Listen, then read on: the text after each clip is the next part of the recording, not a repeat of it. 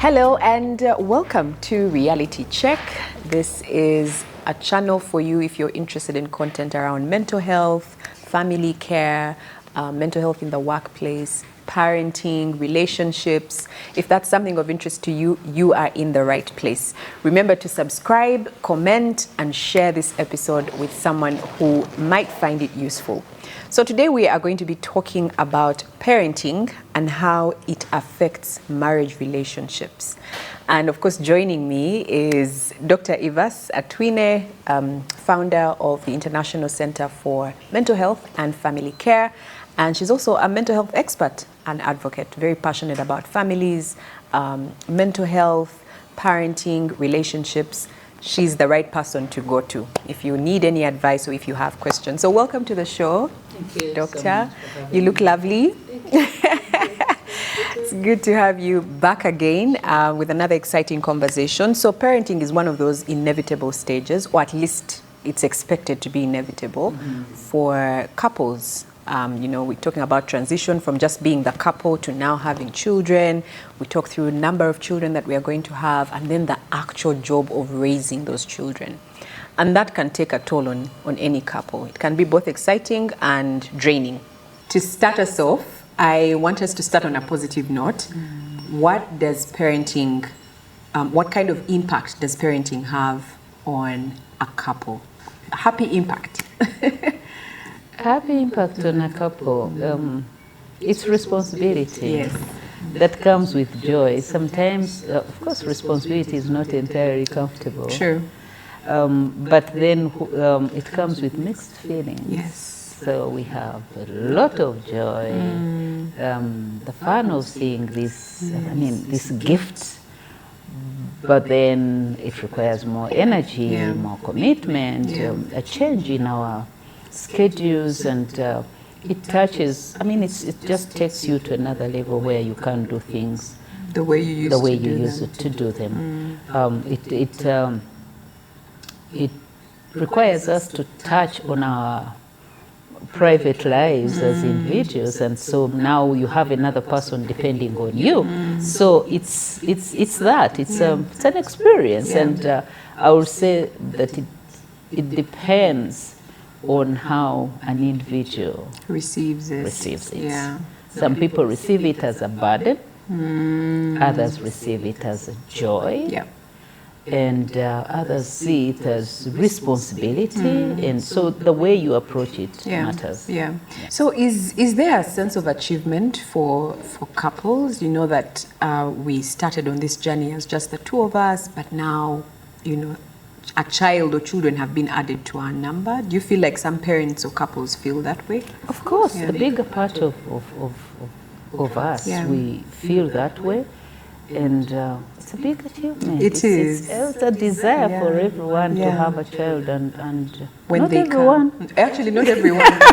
Not everyone, but the bigger number, really.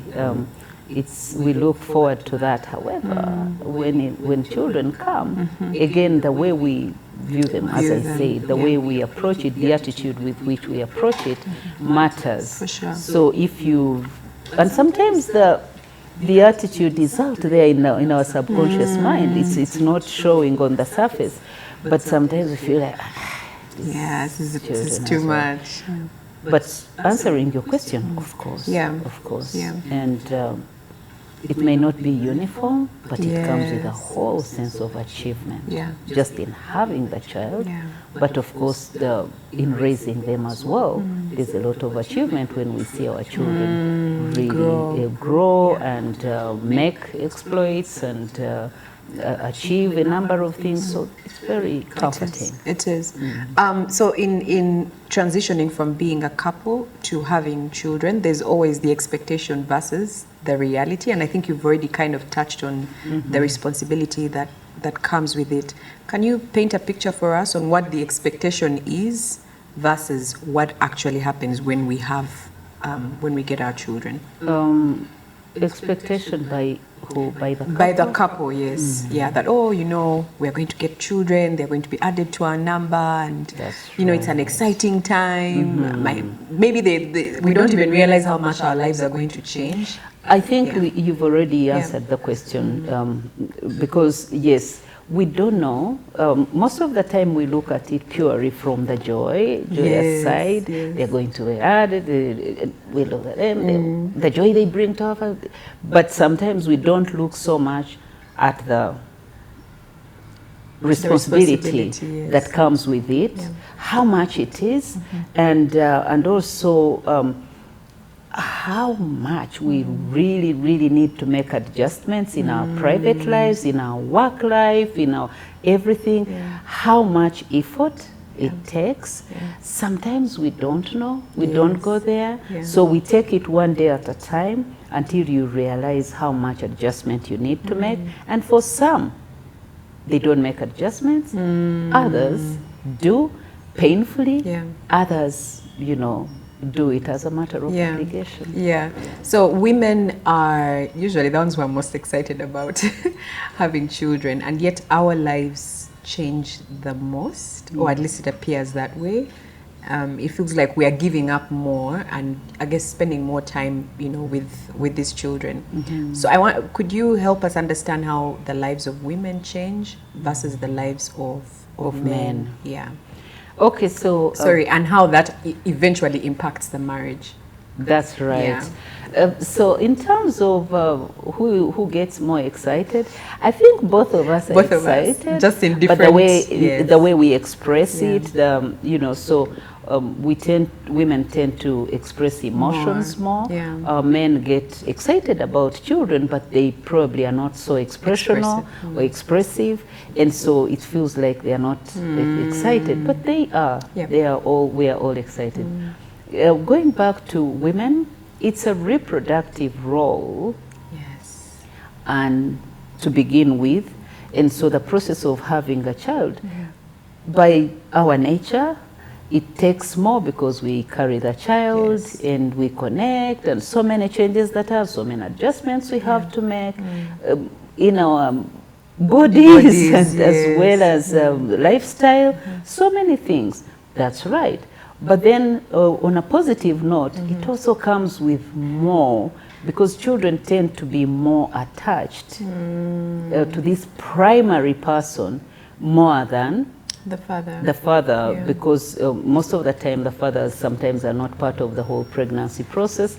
But as a psychologist, I'll tell you that women, mothers, should not look at it more from a negative, it's taking away from me. It has a whole beautiful thing. That attachment that a mom develops with a child even before they are born is amazing. It's amazing. It's not just amazing for the child, it's important for the mom, because that relationship is deep. That connection is deep. Secondly, the nurturing. Moms, we are all created to do things, but probably to do things differently. And so, yes, dads have a parenting role, and I'll tell you in a moment. But then moms, we have a God-given gift of nurturing. We are nurturers. Moms, women, by our nature, our brains deal with so much detail, and nurturing life is in that detail. Got it. You see, so that nurturing part, we are the ones that nurture trust, connection, this attachment. We determine attachment style in life, and so we determine so much. We nurture conscience, we nurture compassion. These are things that are so software. You understand? So they are not just on the outside. This is humanity. This is, we determine that delicate part of life. Again, how you look at it is, I guess, dependent on you. Dependent on you. So you can look at it as too much burden, I have to spend it, but also you can celebrate it. You see, you can celebrate that contribution. That's really big. You see, so yes. So by its nature, then it requires more, and it takes more energy. But can I tell you, we also have a gift as moms, as women, our brains are created to deal with detail, but also to multitask. Got you. Yeah, so men can multitask, but then they can't multitask to our level. The way we can. Yes, and this is brain wiring. So women or moms need to understand that this is a gift. So God has given us structure to be able to deal with the responsibility He has given us, that kind of detail. So it's not something, it's a lot, it requires more, and then it feels like a burden. That's why moms really do so much here, and it should be a point of celebration. Yeah. Are there any specific roles for dads in terms of how their lives change or how their lives transition? Yeah.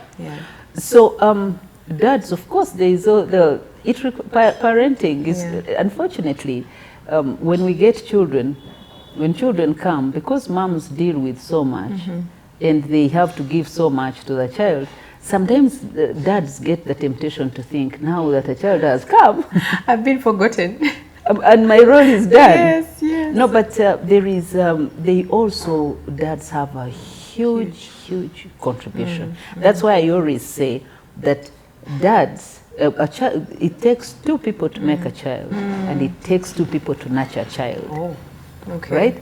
To develop this child. Because, when we are raising a child, then each person has a contribution to make. And I just mentioned about the unique, what we call unique contribution. Now, a dad can come in, but there is something that is so unique about the role of a mom. Correct. Like I mentioned, trust, nurturing trust because of the attachment, because we are primary caregivers, and so attachment, the sense of relationship, moms determine relationship, but dads have a unique contribution as well. Dads are symbols of authority. You see, now this is important for a child. So while they do this, they need to know there is a place for authority in life. And so this doesn't just come later on when a dad is just screaming at a child, no. But you nurture this, you show that you're making this. And by the way, when you think about this, they happen naturally. Yes. Yes. So when they say, Daddy has said, then you see a child, there's something. So these are divine processes that are there to help a child be raised as a complete person. Secondly, dads are symbols of courage and leadership. Now, leadership, and every time I mention this, I hear moms say, what do you mean? So, you mean I'm not a leader? You mean I'm not a leader? That's not what it means. I said, yes, you can play that role, but that's not your primary role in nurturing a child. What a child learns from a dad is leadership. Don't worry how you think your husband is leading, or for a child, that's a leader. Right? And again, do we see this happen naturally? And so you see a child say, Daddy hasn't, and then sometimes moms also, we tell a child, you want to go sleep over? You have to ask your dad. These are unwritten rules of life, and we call them unwritten rules, but actually this is what God has already put, what we say, what nature has already given us. Then risk-taking. You see, I mentioned courage, and I think they go together there. So dads, they come off as a source of courage to take risks, and this is very, very important. Now, again, you see, some of the things we engage in as parents, there are certain roles. Moms tend to be soft. They tend to fear. I remember one time when we went as a family to the zoo, and then we needed to do boat riding. I think boat riding. I was so scared. Now I know moms who are very courageous, but then dads, these are some of the, think about it. And I remember him saying, get in there, you make it. Now these are things that come natural for men, and this is a huge contribution they make to the lives of children. That's why children who haven't had an opportunity to have a dad or a dad figure in their lives, they tend to be timid, they have confidence issues, because this is a special, unique contribution that children learn. You see, so those are very, very important. Decision making, anything related to leadership, those are areas that uniquely children learn from their fathers. Yeah, that is so true. The other dad statement I remember mothers make a lot is when a child is misbehaving, and they said, let's wait for your father to come back you home. See that? You see that? You know? So a symbol of discipline, leadership. Leadership, authority, of course, decision making, you know, protection. Protection. When you know that your dad, I mean, sometimes it manifests in the physical realm.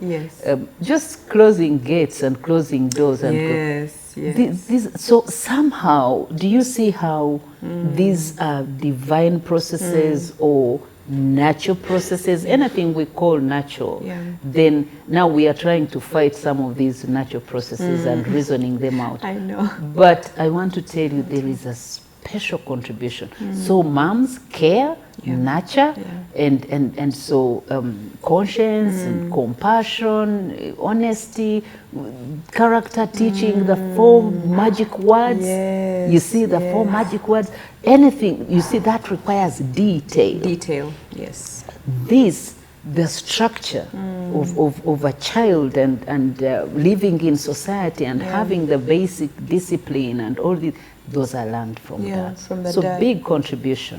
That's really huge. And I dare say that for the mom in your nurturing role, because you need to pay attention to detail, that's leadership in its... It is. It is. In its own right. It is. I do know that, because we're talking about how this typically affects marriages, that sometimes in our inability to accept these roles, embrace them, it causes clashes between couples, you know, that maybe me, I'm stronger at leading, or maybe a father maybe has lost a job, and so the mom now has to step in and start providing. What are some of those clash points we see where these roles cause conflict or cause contention in homes? So it all goes back to the parenting style we bring into the whole parenting platform. Number one, it's very rare that parents will be on the same page, right? Okay. So you'll find that this one believes in disciplining, another one believes in... So it tempts me to talk about parenting styles. So we have different parenting styles. I will not get into so much detail, but let me explain very quickly. We have 4. The first parenting style is what we call authoritarian. Authoritarian, this is a type of parenting where a parent just gives instructions, right? And rules, but little warmth, little conversation. They never explain to children. Everything is about rules, regulations, instructions, do this, timelines, what I've said, and no question. Okay? And most of the time, parents who parent this way have been parented that way. Got it. Right? Because we tend to parent the way we were parented. And so they believe that authority, being just imposing yourself on the child and bringing rules, and that's the best way for a child to learn. Okay? And the second type of parenting is the extreme, is the opposite of authoritarian. It is permissive. Oh, okay. So this is a parenting style that lacks structure. There are no rules. There are no boundaries, and so a child just has their way. And by the way, you will see this as early as when a baby is, because we are all born manipulative. Got it. Right? So when a child says, they start screaming, you give them, so they grow feeling entitled, and they know that that's how life runs. Every time I need something, they give it to me. And it continues, since we are going to talk about how this manifests later in life. The third parenting style is what we call uninvolved.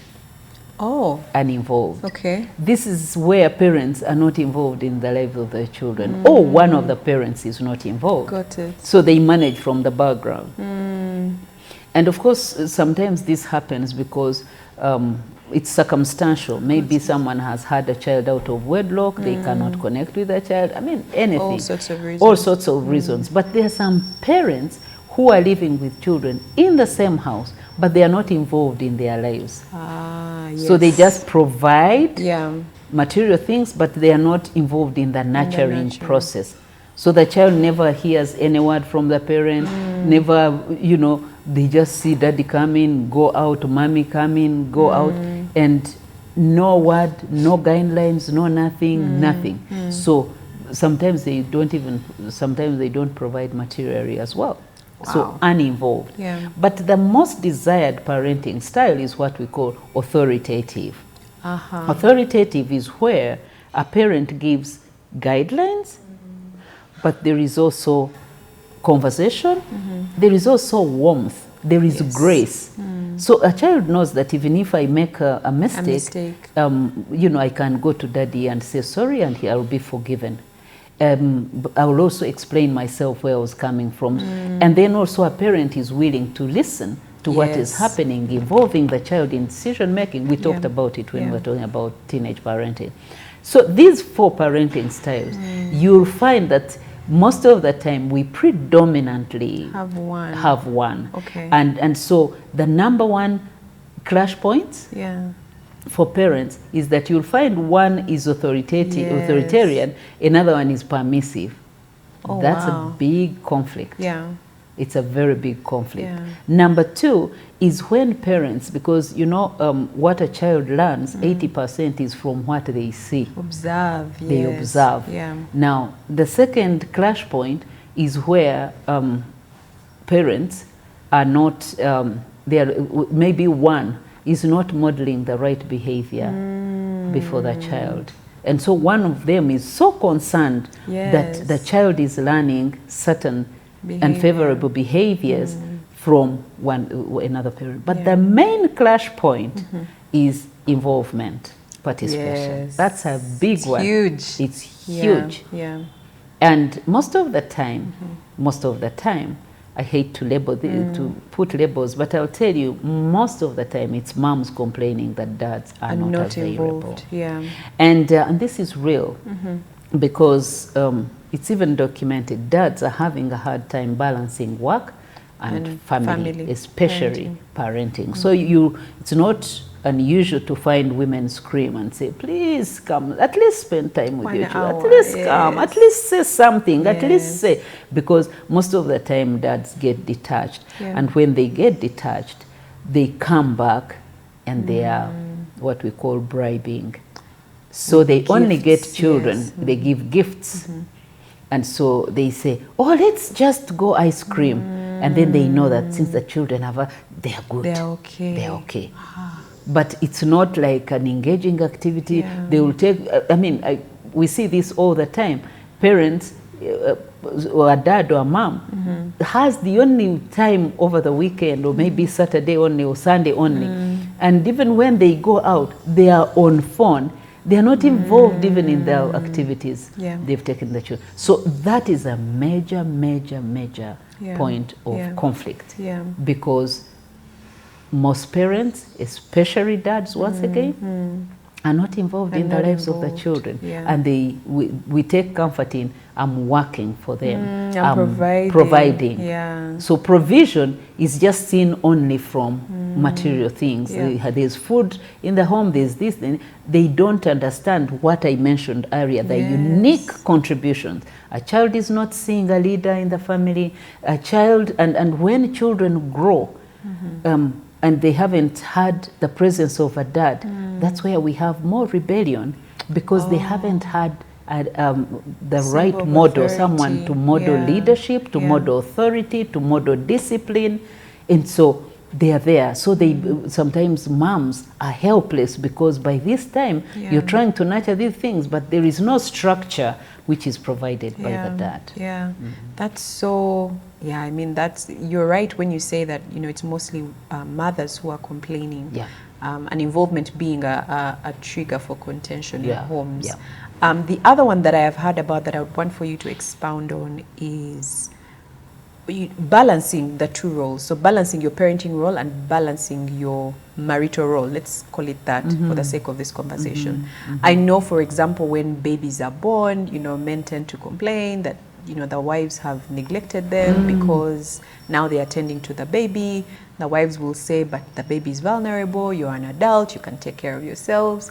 And I know even like in wedding ceremonies, we advised, the marriage is the one that's most important. When the children come, please don't forget your marital role.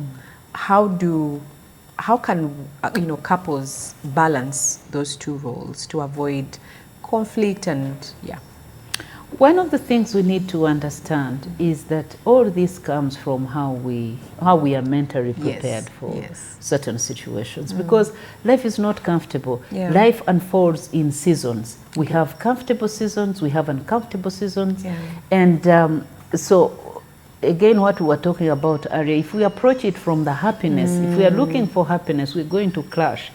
We have to know that when a child comes, they're going to require a bit of our time. It's not going to be business as usual. And so sometimes when we say, now I understand where this advice is coming from. Please don't forget your marriage. Now we can easily get carried away, but that has its place. But then, as a therapist, I'll tell you, sometimes we take that to another level. We just get it out of context, because when children have come, and when your wife is nursing a baby, a newborn, as a husband, it requires that you understand what is getting into this. So you don't stand in the air and say, "Oh, I've been forgotten." Have I been forgotten? No, there is so much. What gets into, I've always told dads that there are certain things you'll never understand. Like a mother will stay home with a newborn baby from morning to 5. They haven't had time to take breakfast. That's if they had time to bathe. You see? Now, no one will understand that unless you have been a mother or you. Because you spent the night breastfeeding, the baby crying, you haven't slept enough, you have sleep deprivation. Then in the morning, you get this baby, you breastfeed, you put them down. By the time you come from the washroom, they are crying. And so it just goes like, that's why I respect people who came up with maternity leave. Because if we didn't have maternity leave, what would we do? It would be crazy. Right? But now let's take that maternity leave to the marriage. I think there is need for a mini adjustment period. Mental adjustment, where someone sees, this person cannot work as usual. You understand? Because you can't keep the same expectation on a person who is now managing this. They've taken away maternity leave from the workplace, and you think they're going to do the same things they did before. No. So that's important, and that's important from an empathetic standpoint, which I'm mentioning, but also it requires that dads come in to help. Involvement. So if you work together and you're in this together, and you're supportive, and you get you carry the child, you're also able to bathe the baby where necessary, then this person reserves some bit of energy, right? But you can't be there in one corner saying, I hope I haven't been forgotten. Like, don't do that. Help out, and then be in it together. The things that have to happen, there's nothing other than breastfeeding a child. A dad can help a great deal. Don't get lost. I know dads who got another bedroom because, come on, like, And then acting up. And then now trying to get attention. Yeah, so it requires that you partner and make that work together. Yeah, it's important to know that your life is not the same. It can be the same. It can be the same. Not the same. And I quite like the idea of, I've gotten maternity leave from work. I think I would request an adjustment period. Yes, some maternity leave from marital work as well. Yes. So that if you know that there are certain things that are not going to be the same, this person is going to be absent, they are going to be sleeping more, they are tired, they are what. That helps a lot. It really does. It does. It really does. So I want us to talk a bit about something that's could be viewed as sensitive. So when we get married or when we come together with our partners, the expectation is that we are going to have children. But this doesn't happen for every couple. And I know that can also have its effects on on a marriage. Is having children the end, or rather the goal for every couple? And I know many couples will want to have children to feel complete, to feel like their union is complete. How can couples continue to thrive as they wait, perhaps? And then, speak about if it never happens. How do you move on? How do you forge a way forward? That's right. You see, there are so many things we don't know. I always say that there are certain things that God has hidden from us. Right? Yeah. In addition to death, there are certain things we don't know. And anytime we want to keep sane, we have to acknowledge that there are certain things we have no authority over. Speaking as a psychologist, whenever someone is stressed, I work with them to identify things, the triggers, stress triggers. But we go an extra step to say, what control do you have over this? And what control do you have over this? Now, when you realize that you don't have control over something, don't invest emotional energy into it, because you're going to get frustrated. That's why you're stressed. So bringing this to the conversation is having children. The Bible talks about it. Children are a gift from God. You have no control You have no control over that. Now, sometimes it becomes such a big point of conflict, and of course our human thing comes in, and then we say, it's not me, it's you, not me, you know. But it's very important to understand, first and foremost, these are children, they come from God. But when we are dating or we are getting married, we assume we are in charge of this. We agree on the number of children to have. No, it's not wrong to plan, but leave some room. Leave some room of, I'm not in charge, God willing. And we even know the gender. Oh, even the gender. 2 boys, 2 girls. Yes. Looks good. Looks like a flyer picture. But we have no control over that. So it's all in how we approach life, right? I mean, people have children, but they are fighting over one gender. But there are those who have no child. Now you have 4 girls, and you're killing each other. It's because of you, you're stronger. Your family. So do you see how ultimately it is us? So if you have that, I'm not minimizing that, it's a challenge, especially when you really want to have children. The time of waiting has never been fun. It's hard. It's hard. But the most important thing is for you to be together as you approach that.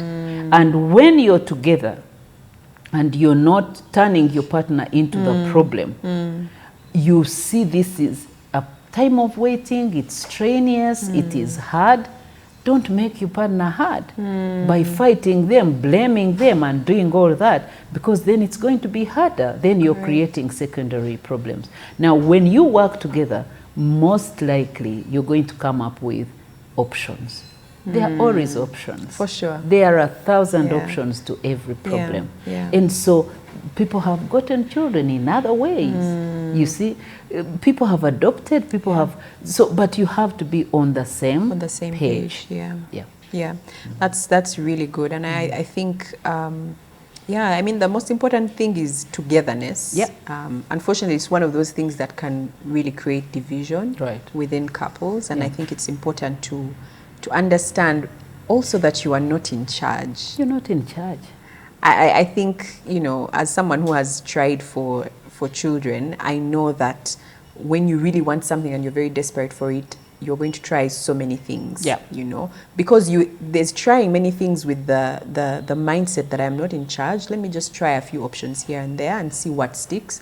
But then there's trying thinking I am in charge. If I do this, if I do that, if I try this, if I try that, maybe something will come out of it. So it's important to embrace the fact that you're not in control of but also the point you make that emotional stability is very important. It's important, yes. You know, because from the standpoint of peace, of calm, the brain works better. Yes. You see? Yes. So when you say, I'm not in charge, but let me see, let me ask, let's pray, let's think about this, how do you work together, you're going to solve the problem faster because then the brain is working okay. Every time we are super stressed, hyper stressed, we don't function okay. You can't, and then you've created secondary problems.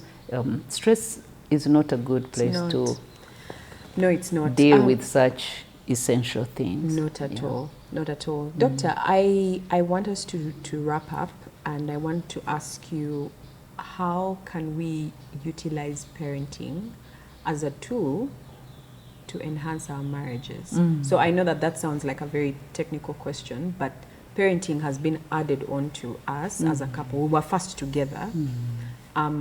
Is it possible for parenting to enhance our marriage experience, and how can we go about that? That's right. You know, we learn a lot from children. Children teach us a lot. You know, life teaches us generally. They say, especially if you are attentive in class. You better be attentive. You better be attentive. Every experience is supposed to teach us something. Children teach us patience, right? Children teach us, spiritually even children teach us how God works, right? They teach us how to trust God. I look at how children trust parents. You know, do you know when children are younger, they are more trusting? Yes. When they grow, they are beginning to understand that it doesn't have fees. But I want to tell you, there's a time children don't even think about it at all. So they teach us dependence on God. We learn so much from children. But also the whole parenting experience helps us to be better people. Yes. Because then you learn, number one, I told you that, first of all, understanding that children are learning from you. You're modeling behavior to them. That calls for adjustment. For sure. People who naturally manage stress by yelling, by quarreling, when you know that, I shouldn't quarrel in front. That teaches us self-restraint, right?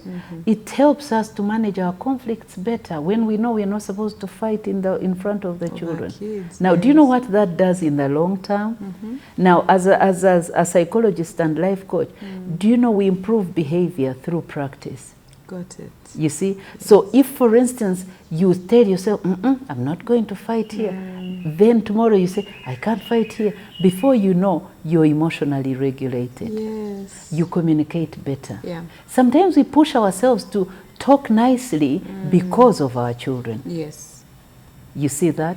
But also, think about other areas like hard work. Then you know that there's another responsibility. I cannot just be. It teaches us to manage our finances better. It teaches us to do all manner of things. It teaches us to respect, because you're teaching children respect. You cannot teach what you're not doing. So parenting improves our character. Yeah. If we allow it. Yes. If we allow it. Keyword. Yeah, because some parents, I mean, you know what is happening. Yeah. They say they will live their own lives. But psychology teaches us that 80% of what a child, a human being turns out to be, has been learned and modeled by parents. Their parents, wow. You see, it's very important. Yeah.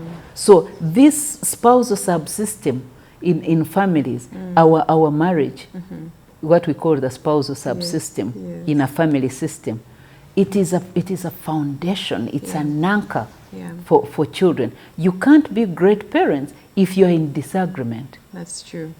Right? Yeah. Children learn how to relate to the opposite sex through the parents. That is true.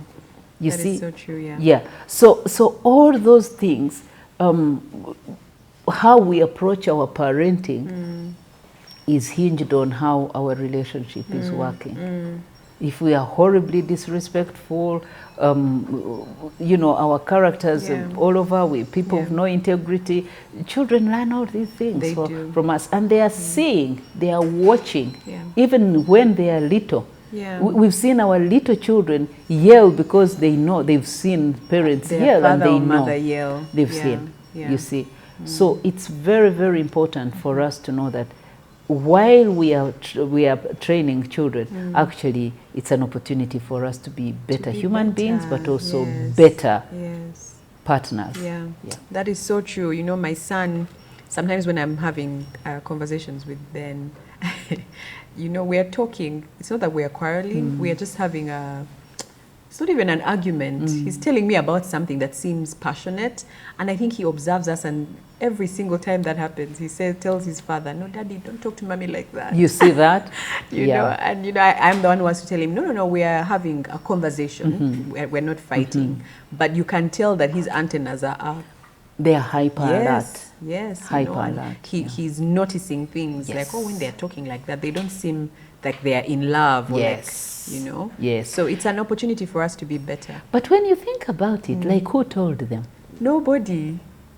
No one. Do you see what nature has already given us? Do you see what God has already put together? And it's just part of our fitting. So we need to know, now this child has a set of expectations. Mommy and Daddy should be talking. So they have a set of expectations already. And so they see, they're like, that doesn't look like normal. Yes. So it's very, very important for parents to know that the provision, it's not enough. It's actually provision, it's bigger. It's bigger, yes, it's wider. It's wider. Yeah. Provide emotional security, provide joy, provide peace, provide this, in addition to these little coins that we give to the children. We're giving to our children. Yeah. All right, there you have it. Thank you so much, Dr. Evas, for this conversation. An opportunity for you as a wife, as a husband, to be better. And like Doctor has said, children will teach you a lot only if you let them. Yes. Yeah. So the attitude towards which you receive what they're teaching you is very, very important. Let us know in our comment section anything that has stood out for you in this episode. What are your children teaching you? What has your parenting experience been? How has it affected your relationship, your marriage? Are you learning? Are you getting better? We hope that you are. Join us again for another conversation next week right here on Reality Check. Remember to subscribe, share, and